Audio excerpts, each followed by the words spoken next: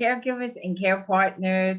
Welcome to the Caregivers Place. Yes, I am V, and some people know me as Valda.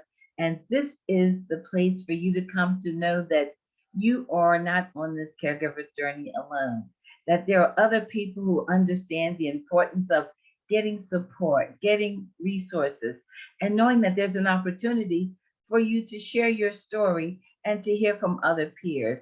So today we're going to talk about something that I know we all know something about, and that is stress, dealing with stress. So let's talk about some of the causes of stress and the whole idea of feeling overwhelmed and the whole anxiety and what happens when you feel like maybe you can't go on. It's just draining your energy, or maybe it's causing you to lash out in a way that you normally wouldn't do it. This is all stress. It can take a toll on you socially, physically, mentally, emotionally. And when that starts to happen, then there's so many other impacts that can affect your health. So that's why we want to talk about some of those stress factors. Now, we know that in everyone's life, there's stress, but today we're going to talk about stress and how it impacts caregivers. I've had an opportunity to talk to a number of caregivers about stress, and some of the things that they talked about included just the idea of having to multitask, feeling like there's just so many things for them to juggle and be responsible for, and sometimes feeling like they dropped the ball or maybe they didn't do as well as they felt like maybe they should have. Another one said there seems to be just so much about not having time to do the things that I really want to do. And then the guilt of feeling like I don't want to be here doing what it is that I'm doing, but I have to be here anyway. Another one said the feeling of making those tough decisions. What happens and the stress of knowing that I have to make this decision, and is it the right decision, and how is it going to impact the person that I'm caring for?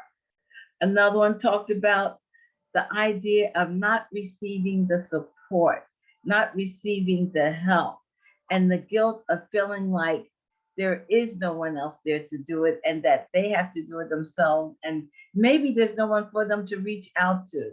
Yes, these are just some of the few stress factors. So the question is, what do you do? How do you handle the stress? Well, one thing we know is that you definitely have to have an opportunity to have some me time. What does that mean when I say me time? Maybe for some of you, it's just a matter of getting into a quiet place where there's no television, no sound, no music, nothing at all.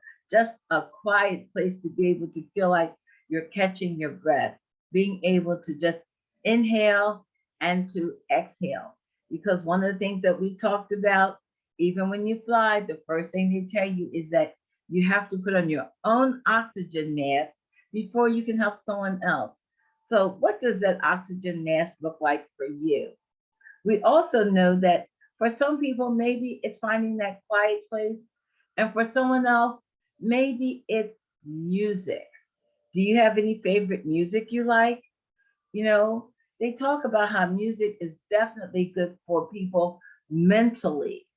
So if you have time, or just find a place to put on some of that special music, music that will give you a chance just to relax, maybe sit and relax, or maybe sing along, or maybe get up and dance.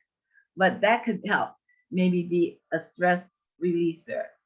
Another way I know for myself has been just being able to get up early in the morning before everything gets busy. And I'm one of those people that like the idea of being able to just go for a drive, just getting out when everything is just quiet and seems to be peaceful. All right, maybe some of you aren't able to do that. Are you familiar with the Calm app? That is something that gives you an opportunity to just feel like you're having a breeze or hearing the birds sing. Again, outdoors.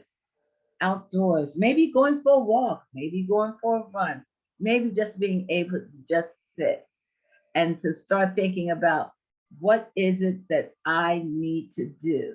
How can I regroup and start over?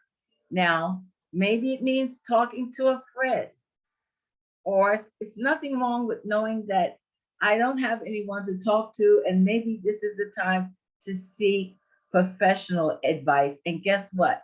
There's nothing wrong with it. There is nothing wrong with saying, I need help. I need someone that I can talk to and just let it go. Someone that is not going to be judging me. You want to be in a judgment free zone. So maybe there's a family member or a friend, or yes, maybe you have to actually seek professional help with that. Whatever it is, you need to find something that's going to allow you to just know that, yes, I'm dealing with stress. And yes, there is a way to help release some of it. Now, again, I've shared some of the things that other caregivers have shared. I hope some of this is helpful. Please feel like you can just share your own feedback on some of the things that we talked about, because again, we're not finished talking about this here stress, but hopefully it'll give you some ideas to think about how to relieve some of that tension, how to relieve some of that pressure, so that you can just go ahead and know that, hey, I'm doing this for me so that I can be better for not only myself, but for the person that I'm caring for. So please keep in mind that your vision for today can definitely help to determine your tomorrow and how to live a little less stress free.